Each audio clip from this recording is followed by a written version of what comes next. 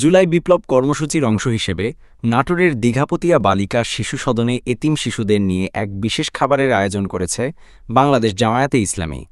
সোমবার দুপুরে অনুষ্ঠিত এই মানবিক আয়োজনে উপস্থিত ছিলেন নাটোর সদর ও নলডাঙ্গা আসনের জামায়াতে ইসলামী মনোনীত এমপি পদপ্রার্থী জননেতা অধ্যাপক ইউনুস আলী। এছাড়াও উপস্থিত ছিলেন নাটোর জেলা জামায়াতের সেক্রেটারি অধ্যাপক সাদিকুর রহমান, শহর শাখার নায়েব আমির অধ্যাপক ফজলুর রহমান এবং দীঘাপতিয়া ইউনিয়ন জামায়াতের আমির রেজাউল করিম প্রমুখ। আয়োজকরা জানান, জুলাই বিপ্লব আমাদের ইতিহাসে একটি গুরুত্বপূর্ণ অধ্যায়।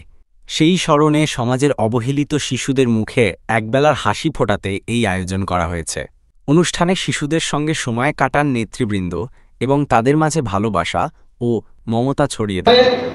সুন্দরভাবে চরিত্র গঠনের মাধ্যমে মহিষী গরিয়াসী নারী হিসেবে গড়ে উঠতে হবে, যাতে আগামী দিনে এই সমাজের জন্য মঙ্গল কিছু করা যায়। তোমরা জাতি কল্যাণ করবো এক সময় ইনশাল্লাহ। কোনো খাবার সামনে রেখে বসে কথা বলা যারা সবাইকে ধন্যবাদ। যারা এখানে কর্মচারী রয়েছেন তাদের প্রতি অনুরোধ, এইসব কৃষক চাষাদের আপনারা সেবা করবেন, দেখাশোনা করবেন ভালোভাবে। সুন্দর বক্তব্য রাখার জন্য ধন্যবাদ জানাচ্ছি আজকে যাদের অক্লান্ত পরিশ্রমে আজকে